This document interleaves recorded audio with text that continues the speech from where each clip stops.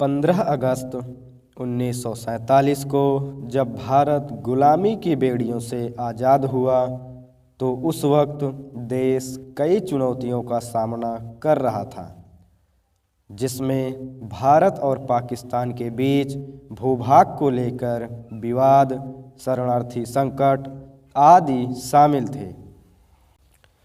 इनमें से प्रमुख मुद्दा भारत एकीकरण का था, जो उस समय सबसे बड़ा संकट के रूप में सामने आया।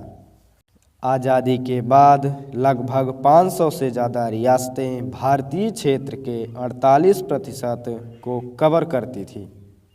ये रियासतें वैधानिक रूप से ब्रिटिश भारत में शामिल तो नहीं थीं, लेकिन ये ब्रिटिश क्राउन के पूर्णतः अधीन थीं।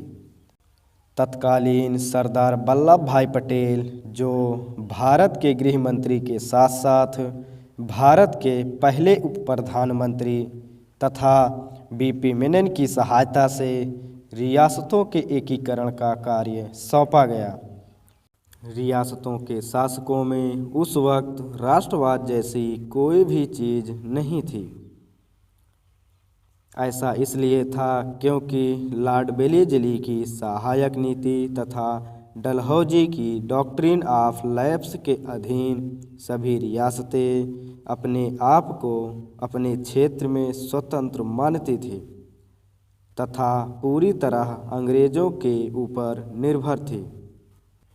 परंतु भारत की नवगठित सरकार को यह पसंद नहीं था कि भारत के भीतर कोई भी रियासत स्वतंत्र हो, क्योंकि भारतीय नेताओं को भविष्य में संकट को देखते हुए उनका यह मानना था कि भारत के भीतर स्वतंत्र रियासतों को आक्रमणकारी उनका भारत विरोधी भावना के रूप में इस्तेमाल कर सकते हैं। ऐसे में सभी नेताओं ने यह तय किया कि सभी रियासतों को भारत में मिला लिया जाए। सरदार पटेल ने 552 रियासतों में से कुछ रियासतों को, जैसे हैदराबाद, जूनागढ़, कश्मीर, भोपाल आदि जैसी रियासतों को छोड़कर भारत में अन्य सभी रियासतों को शामिल कर लिए। इनमें से भोपाल का विलय भारत में सबसे अंत में हुआ। ऐसा इसलिए था क्योंकि पटेल और मेनन को पता था कि भोपाल अंततः भारत में ही मिलेगा। इसके पहले जूनागढ़ पाकिस्तान में मिलने की घोषणा कर चुका था, तो वहीं कश्मीर स्वतंत्र रहने की ठानी थी। जूनागढ़, कश्मीर तथा हैदराबाद तीनों राज्यों को सेना की मदद से विलय किया गया, किंतु भोपाल में इसकी आवश्यकता नहीं पड़ी। भोपाल रियासत की स्थापना सन 1723-24 में औरंगजेब की सेना के बहादुर अफगान योद्धा दोस्त मोहम्मद खान ने की थी। 1728 में दोस्त मोहम्मद खान की मृत्यु के बाद उसके बेटे यार मोहम्मद खान के रूप में भोपाल को एक नया नवाब मिला। 1926 में नवाब बने हमीदुल्ला खान, जो अलीगढ़ विश्वविद्यालय से शिक्षित थे। 1931 और 1944 में Hamidullah Khan chamber of princess के चांसलर बने, परंतु आज़ादी का मसौदा तैयार होने के साथ ही उन्होंने 1947 में चांसलर पद का त्याग कर दिया, क्योंकि वे रजवाड़ों को किसी के अधीन रहने के बजाय वह स्वतंत्र रहने के पक्षधर थे।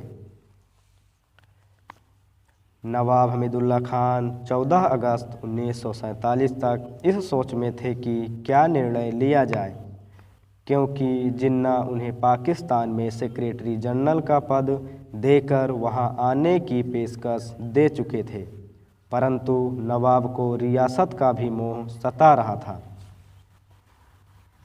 13 अगस्त को उन्होंने अपनी बेटी अबीदा को भोपाल रियासत का शासक बन जाने को कहा, ताकि वे पाकिस्तान जाकर सेक्रेटरी जनरल का पद संभाल सकें, परंतु अबीदा ने इसे इनकार कर दिया। विलय होना और पाकिस्तान में जाना इस बात की भी दुविधा थी क्योंकि नेहरू और जिन्ना नवाब के दोनों घनिष्ठ मित्र थे। मार्च 1948 में नवाब हमीदुल्लाह खान ने भोपाल के स्वतंत्र रहने की घोषणा कर दी। माउंटबेटन को पत्र लिखते हुए कहा कि वह स्वतंत्र रियासत चाहते हैं, परंतु माउंटबेटन पत्र के उत्तर में लिखा कि कोई भी शासक अपने नज़दीकी अधिराज्य से भाग नहीं सकता।